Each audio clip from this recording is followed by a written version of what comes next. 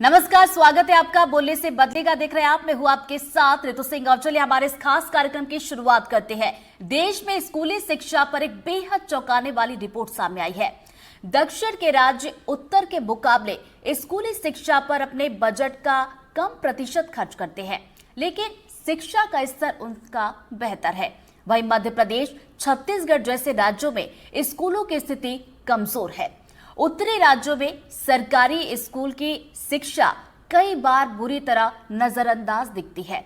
बात होती है कि कंप्यूटर के बिना हम आगे ही नहीं बढ़ सकते, लेकिन हालात यह है कि एमपी के 20% से भी कम स्कूलों में कंप्यूटर है। अब मैं कुलदीप सर का रुख करना चाहूंगी। कुलदीप सर, जैसा कि आपने मैम को भी सुना, प्रयास करने की जरूरत है, तो क्या हम ये समझे कि चलिए बजट लाना है, स्कूली शिक्षा को बढ़ाना है, बजट हम लेकर आ गए, लेकिन उसके बाद जो मैकेनिज्म होता है, एक सिस्टम होता है, क्या उसमें हम पीछे हैं? उसे और ज्यादा मजबूत करने की जरूरत है।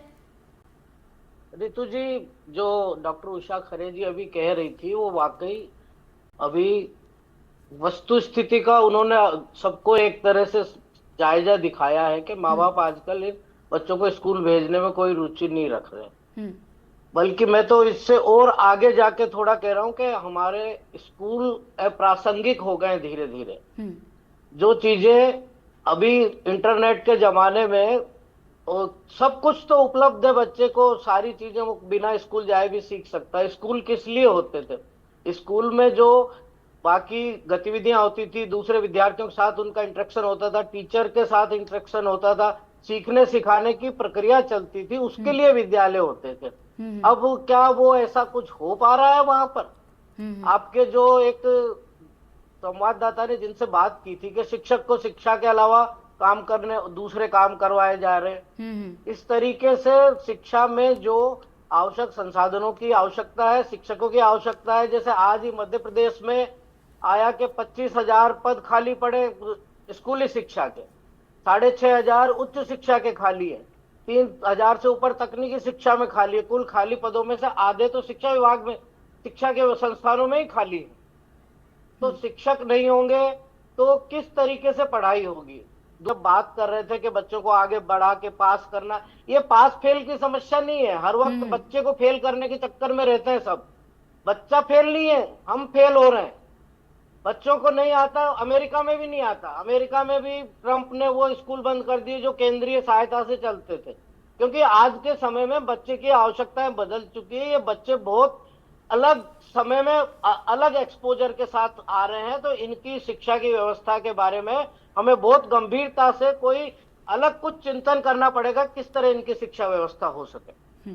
चलिए, बड़ी अच्छी बात कही सर आपने कि क्या इसमें सुधार की जरूरत है। इस पर हम आगे और भी विस्तार से बात करेंगे। सब नहीं होता है तो बिल्कुल ये जो खामियां, इन पर काम करने की जरूरत है। कुलदीप सर के पास जाऊंगी। कुलदीप सर भी इसी को लेकर कुछ कमेंट करना चाह रहे हैं, जितना मैं समझ पा रही हूँ सर। रितु जी, पहले तो मैं डॉक्टर पांडे जो कह रही थी कि बच्चे हमारे बाहर चले जाते हैं, बाहर तो जा ही रहे हैं, देश से बाहर तक भी जा रहे हैं। हमारे यहाँ प्रतिभाशाली बच्चों की कोई कमी नहीं है, रोजगार के लिए जा रहे हैं। लेकिन जो मुख्य समस्या है कि हमारे यहाँ खासतौर से आईटी कंपनीज या दूसरी भी कंपनी, उनको एक यहाँ ऐसा इकोसिस्टम अभी तैयार नहीं हुआ है। यहाँ लोकल लेवल पे जो उन्हें स्किल्ड ह्यूमन रिसोर्स चाहिए, देखिए बड़ी तनख्वाह वाले तो वो बाहर से भी ले आते हैं और उनको चल जाता है उनको, पर जो छोटी तनख्वाह के काम है उनके लिए उनको लोकल लोग उतने योग्य चाहिए। अभी एक माने हमारे इंजीनियरिंग कॉलेजेस से किस तरीके से लोग बाहर आ रहे हैं उसके बारे में रिपोर्ट बताती है कि नौकरी के लायक ही कितने हैं। उसमें से शिक्षा की पूरी व्यवस्था में से एम्प्लॉयबिलिटी का जहां तक प्रश्न उठता है तो वो नौकरी के लायक भी नहीं है। ज्ञान कितना हुआ वो तो बात ही छोड़ दी।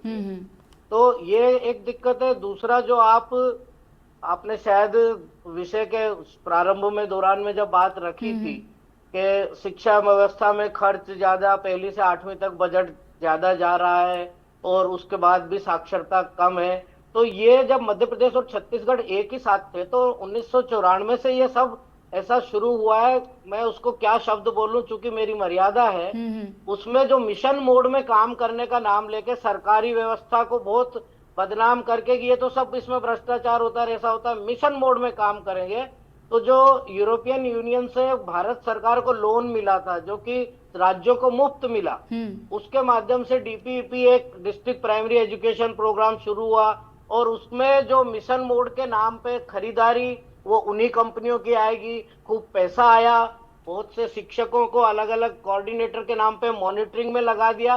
उसके बाद से मध्य प्रदेश की शिक्षा व्यवस्था ध्वस्त हुई है, उसमें छत्तीसगढ़ भी शामिल है। और कोई मुंह उठा के कहता नहीं है। प्रारंभिक शिक्षा के नाम पे जितना बजट गया है, उसका एक अलग हेडक्वार्टर बनाने के लिए हमारे एससीईआरटी तक को खत्म कर दिया मध्य प्रदेश में। शिक्षा की व्यवस्था ध्वस्त हो गई।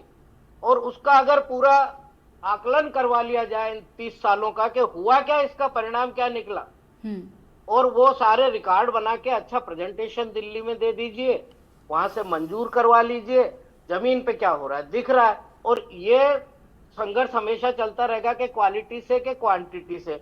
मध्य प्रदेश में पहले क्वालिटी की बात होती थी, फिर कि हर 3 किलोमीटर पे बच्चे के लिए प्राइमरी स्कूल होना चाहिए, 8 किलोमीटर पे मिडिल स्कूल होना चाहिए क्योंकि उससे बच्चियों की शिक्षा में बहुत फायदा होता है। लेकिन स्कूल वो फिर अच्छे भी होना चाहिए, इसके लिए बजट देना चाहिए पर्याप्त। करना चाहूंगी कुलदीप सर, आपसे भी इसी पर कमेंट चाहूंगी मैं।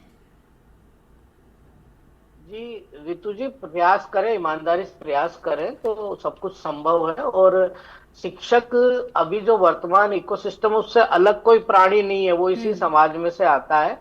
तो समाज का ही जो मूल्यों के प्रति अभी जो आस्था घटी है, उस पे भी काम करने की जरूरत है।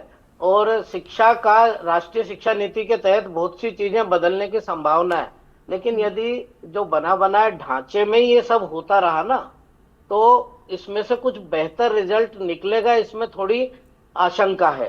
क्योंकि अभी आपके शिक्षक पालक जो पेरेंट्स यूनियन बने हैं, वो दबाव बनाने का काम करते हैं या सही रास्ते पे लाने का काम करते हैं। टीचर जो अपनी मांगे रख रहा है, उसमें अपना भी काम उतना ही अच्छा करके दे रहा है क्या? सरकार भी जो चाह रही है शिक्षकों से उतना बजट दे रही है क्या? तो ये एक समग्र चिंतन की इस पे आवश्यकता है। और किया बहुत कुछ जा सकता है, होगा तो शिक्षा से ही होगा, अन्य कोई होगा रास्ता तो नहीं है। शिक्षा से ही होगा, कुछ भी असंभव नहीं है, बस जरूरत है प्रयास करने की। तो जो हम पीछे खड़े हैं वो डेफिनेटली हम आगे भी इसमें बढ़ सकते हैं, और ये जो तस्वीर हम देख रहे हैं वो बदल भी सकती है। बहुत बहुत शुक्रिया आप सभी मेहमानों का हमारे साथ जुड़ने के लिए।